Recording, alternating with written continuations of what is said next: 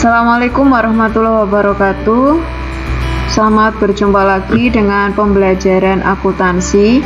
Pada kesempatan kali ini kita akan membahas jurnal penyesuaian, kemudian membuat laporan keuangan, dilanjutkan dengan siklus penutupan yaitu jurnal penutup dan neraca saldo setelah penutupan. Baiklah, akan saya mulai saja dengan jurnal penyesuaian. Siswa semuanya, untuk jurnal penyesuaian, di sini yang akan saya terangkan hanya jurnal penyesuaian yang berbeda dengan jurnal penyesuaian di perusahaan jasa, yaitu hanya untuk menyesuaikan persediaan barang dagang.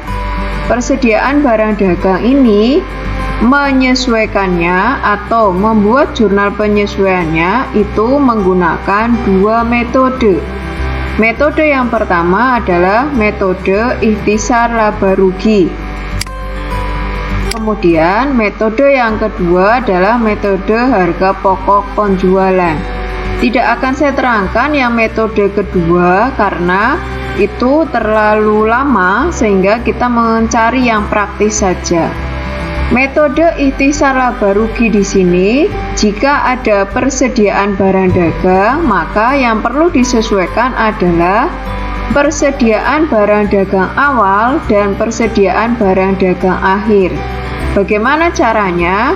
Yaitu untuk persediaan barang dagang awal, maka data yang ada di neraca saldo dikreditkan.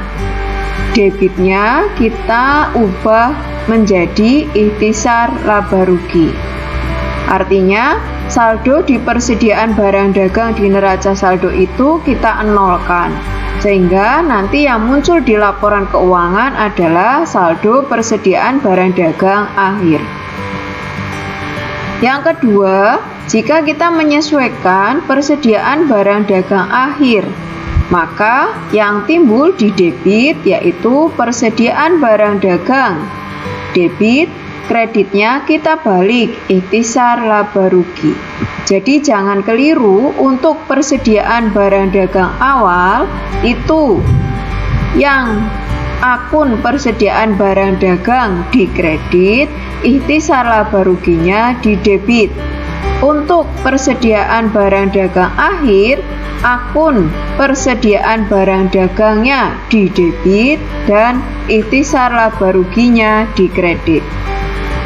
Jurnal penyesuaian untuk akun-akun yang lain saya ulangi sekilas. Untuk 1.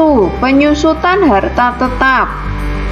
Ini caranya sama seperti saat kita membahas jurnal penyesuaian di perusahaan jasa, misalnya peralatan.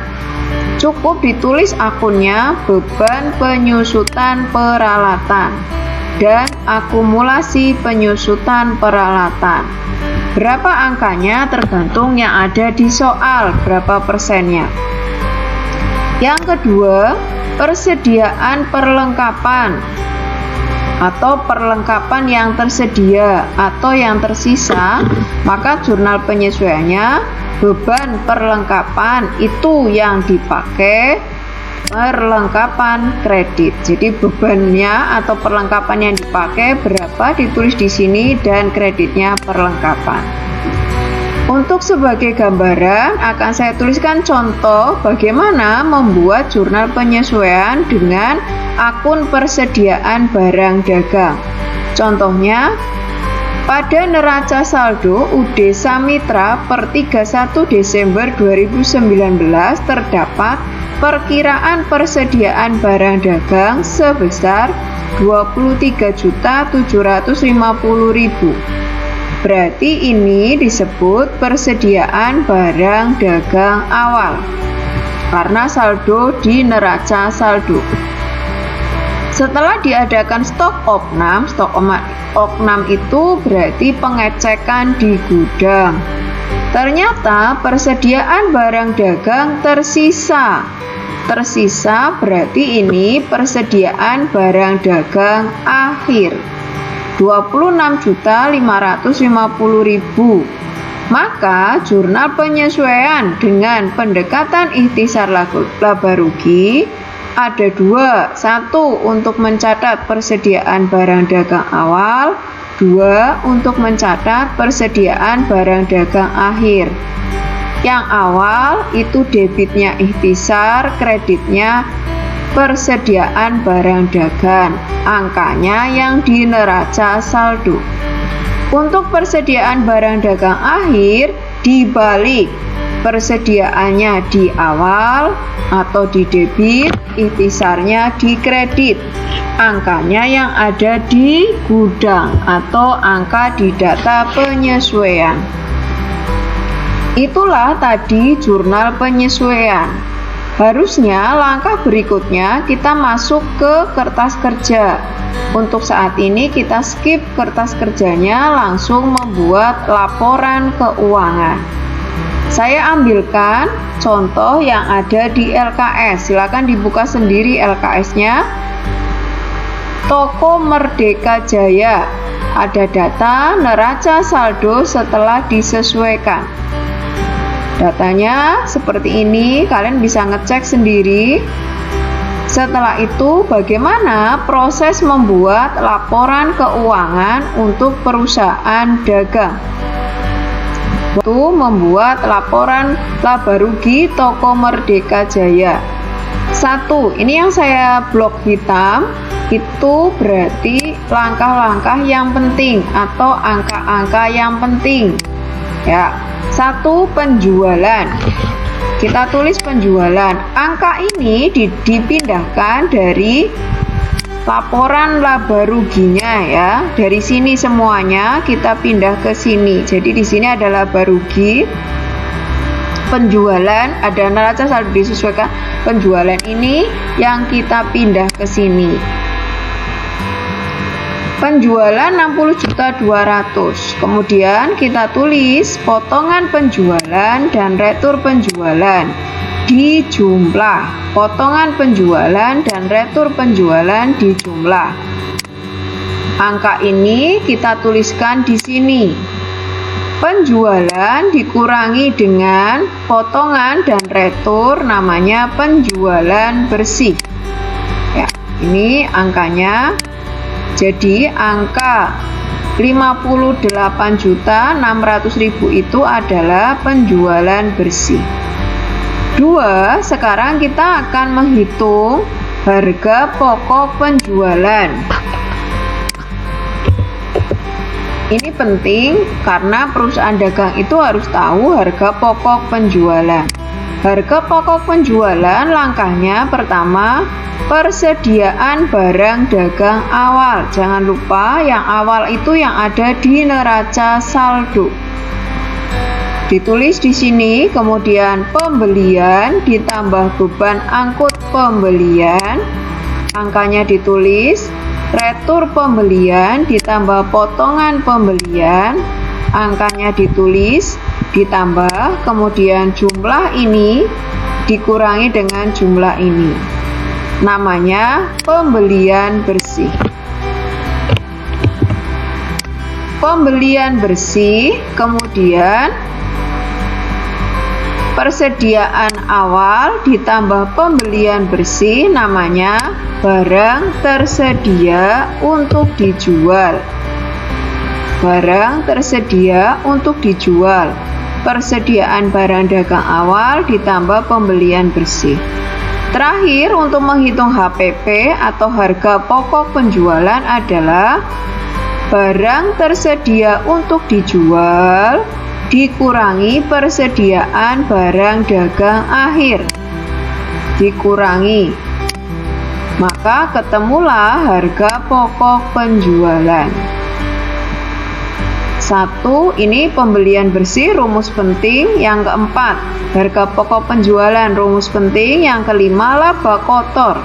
Laba kotor adalah penjualan bersih dikurangi harga pokok penjualan. Ya, harga pokok penjualan sama dengan laba kotor. 5. Laba kotor. Setelah itu laba bersihnya bagaimana? Laba bersihnya dari laba kotor dikurangi jumlah beban.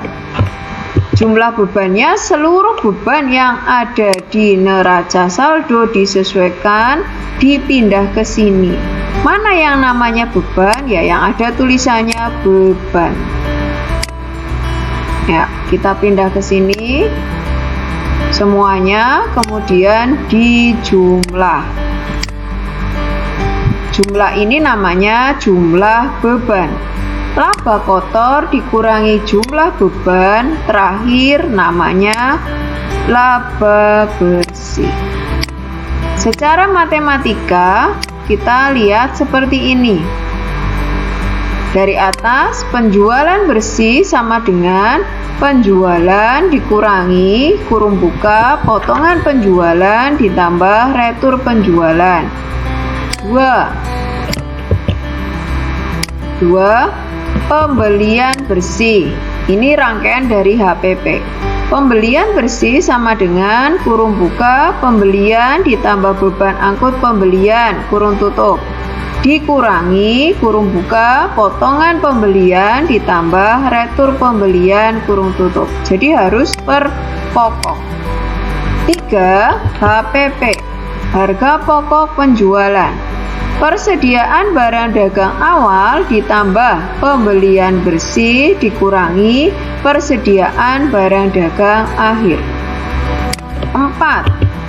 Laba kotor. Laba kotor sama dengan penjualan bersih dikurangi HPP. 5. Terakhir, laba bersih dikurangi laba kotor dikurangi jumlah beban usaha. Untuk laporan keuangan yang kedua adalah neraca atau Untuk laporan keuangan yang kedua adalah laporan perubahan modal dan neraca.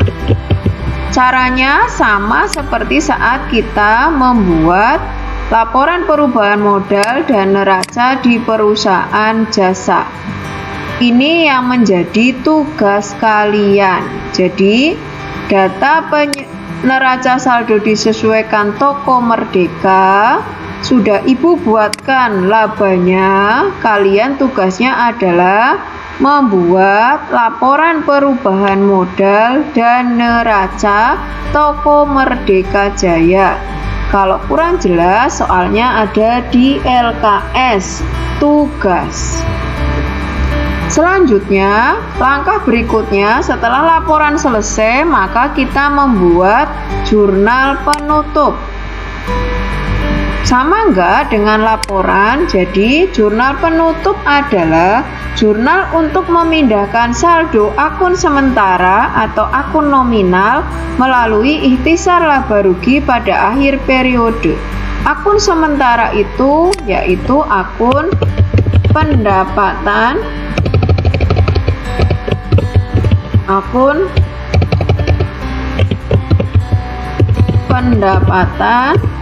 kemudian beban, semua pembelian dan semua penjualan. Semua itu maksudnya ada beban angkut pembelian, potongan pembelian, retur pembelian, demikian juga penjualan. Data untuk membuat jurnal penutup berasal dari kertas kerja kolom laba rugi atau neraca saldo disesuaikan. Menutup akun debit, berarti ini semua data yang di neraca saldo disesuaikan, ya, retur penjualan, potongan penjualan, pembelian, beban angkut pembelian, beban gaji, dan semua beban. Kita tulis di sini satu persatu, kemudian debitnya ikhtisar laba rugi. Isinya adalah jumlah dari A, B, C, D, E ini. 2. Menutup akun yang dikredit. Semua yang di kolom laba rugi sebelah kredit pindah ke debit. Isinya adalah penjualan, retur pembelian, potongan pembelian. Ini pindah ke kredit. Pindah ke debit. Kreditnya ikhtisar laba rugi. Jadi ini isinya adalah jumlah dari 3 akun ini. 3. Jika laba, maka laba itu menambah modal, maka modalnya dikredit. Jika rugi, karena rugi itu mengurangi modal, modalnya didebit.